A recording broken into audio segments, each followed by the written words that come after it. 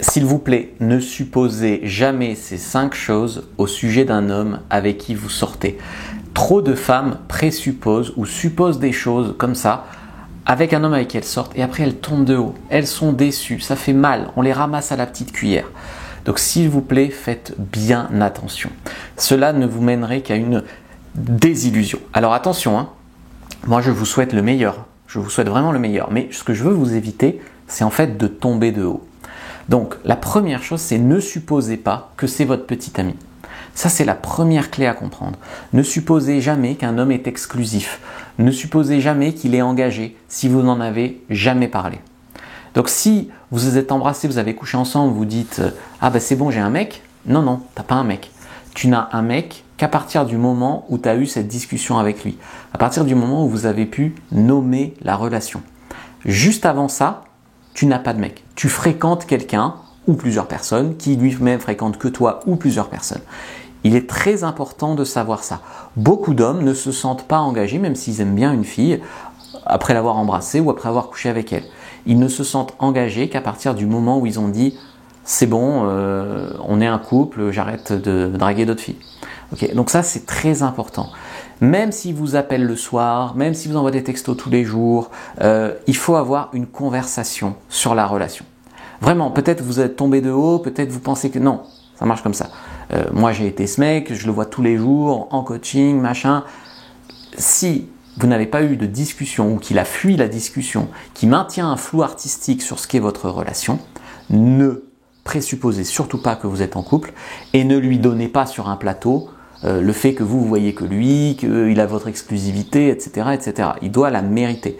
Et pour la mériter, la meilleure façon, c'est de s'engager. Deuxième chose, c'est que beaucoup de femmes sortent avec un mec et elles disent « Ouais, mais si m'aimait, il saurait ça. S'il était vraiment le bon, il dirait ça. » machin. La télépathie, malheureusement, ça n'existe pas. Donc ça, j'en parle dans le guide du couple heureux, beaucoup. En fait, très souvent, on pense qu'il n'y a qu'une seule façon d'être en couple. Et que si on est bien en couple, eh ben, on fait les choses comme ça. Et puis sinon, c'est qu'on n'est pas en couple ou c'est qu'on ne sait pas être en couple. Mais en fait, il y a autant de couples que de personnes qui se mettent ensemble. Donc ça fait beaucoup de combinaisons. Donc en fait, tu peux jamais présupposer que si t'aimais, il ferait ça. Il y a différents langages de l'amour. Si tu veux, tu peux prendre ta fiche sur les différents langages de l'amour, en lien dans la description de la vidéo, en lien en commentaire épinglé. Donc en fait, les différents langages de l'amour, il y en a 7, donc regarde-les.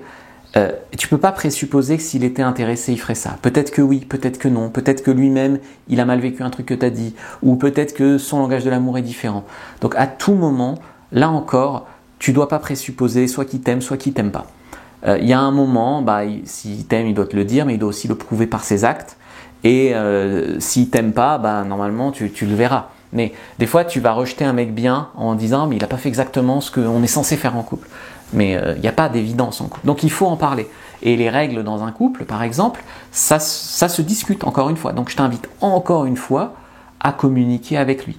Donc ça, si tu veux vraiment être en couple heureux, il y a le guide du couple heureux sur ma boutique en ligne Fabrice Julien Secret. Troisième chose, c'est que il y a des choses dont on ne parle pas en couple. Alors ça, j'ai un pote qui a quitté sa copine parce qu'elle voulait parler ni de politique ni d'argent. Il est resté 1 an et demi avec elle. Il savait le métier qu'elle faisait, mais il savait jamais combien elle gagnait. Et politique, il savait bien qu'ils n'avaient pas les mêmes idées, mais jamais elle a voulu en parler. Et en fait, il a dit, mais je ne peux pas être avec une fille qui pense pas du tout pareil que moi. Même si elle est mignonne, même si ci, même si ça. Et donc, en fait, le truc, c'est que penser qu'il y a des choses dont on ne parle pas en couple, c'est une erreur. Qu'il y a des choses qu'on doit savoir comme ça, ou qu'on doit deviner à propos de l'autre, ou dont on ne doit jamais parler, c'est une erreur. Alors bien sûr, je ne vais pas te dire de lui faire la liste de toutes les folies sexuelles que tu as faites dans ta vie. Ça, effectivement, on n'est pas obligé d'en parler en couple. Mais le truc, c'est que il faut pouvoir parler des choses importantes. Est-ce qu'on veut des enfants, pas des enfants? Est-ce qu'on a des maladies, pas des maladies? Est-ce qu'on veut vivre à la campagne plus tard? Comment on appellerait nos enfants? Politique, religion, c'est important. Argent, projet de vie. Enfin, c'est difficile d'être en couple avec quelqu'un en présupposant par exemple qu'il vote comme nous, qu'il pense comme nous, qu'il a les mêmes projets que nous. Et très souvent, je retrouve des femmes au bout de 6 mois, en fait, il veut pas d'enfants, moi j'en veux.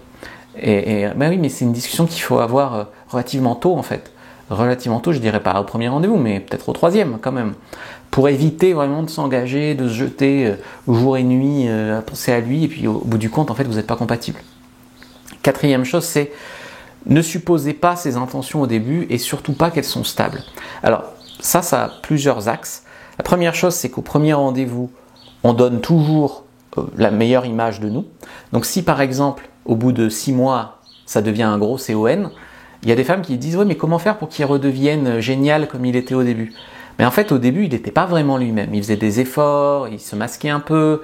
Et après, en se détendant dans la relation, il t'a montré son vrai visage. Donc en fait, il n'est pas stable, mais le vrai lui, c'est le lui au bout d'un certain temps que tu le fréquentes. C'est pour ça que quand des femmes me disent j'ai pas besoin de ta formation, j'ai rencontré un homme il y a 3 jours, c'est l'homme de ma vie, je rigole, d'accord? Parce que 99,9% du temps, ça ne marche pas comme ça. Donc ça c'est clair, je rigole pas en fait, ça me fait pas rire, mais c'est ça que je veux dire. Et t'as un homme aussi qui peut vouloir un couple avec vous au début, et plus après, et inversement. C'est-à-dire au début, il dit « Ouais, je voudrais bien un couple, t'as l'air génial, machin truc », puis au bout de 6 mois, il te connaît mieux, il voit que vous n'êtes pas compatibles, donc il veut plus de couple. Ou inversement, au début, il veut juste un plan comme ça, puis en fait, il te kiffe, et en fait, il tombe amoureux, il veut un couple. Donc en fait, à aucun moment, les intentions qu'on a à J3, par exemple, sont les mêmes qu'à J180, ou à J90. Donc, il ne faut pas présupposer que parce que tu as rencontré un mec génial hier soir, il sera toujours génial dans 6 mois. Je suis désolé, mais ça va t'éviter de t'emballer. Et il faut juger un homme sur, en fait, ce que tu vois maintenant, sur les derniers 10% de la relation, pas sur comment il était au début. Et également te projeter pas beaucoup plus loin de ce que tu le connais. Si tu le connais depuis 2 mois, c'est difficile de te projeter à plus de dans 1 mois. Sinon, tu vas tomber de haut. Tu vas avoir des grosses désillusions. 5e conseil, c'est ne supposez pas qu'il voit votre valeur. À quel point vous êtes un diamant ou la chance qu'il a.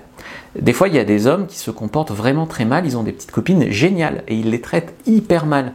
Donc ne vous dites pas, c'est parce que je suis une MERDE. Non, il y a des filles géniales qui sont traitées mal.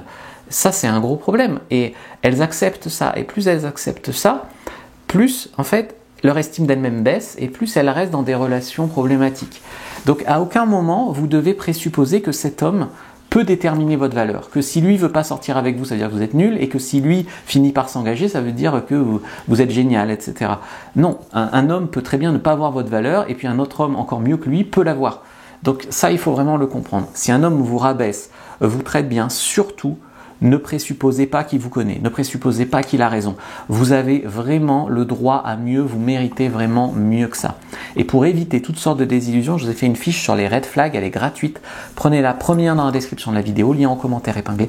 Prenez votre fiche sur les red flags, elle a vraiment sauvé des vies. Vous la lisez et je vous souhaite que dans votre prochaine relation ou dans votre relation, il n'y ait aucun de ces red flags là. Sinon, c'est un gros problème. Donc, est-ce que vous avez pris votre fiche? Oui, c'est bon. Likez, commentez, partagez, puis regardez une autre vidéo avant de partir.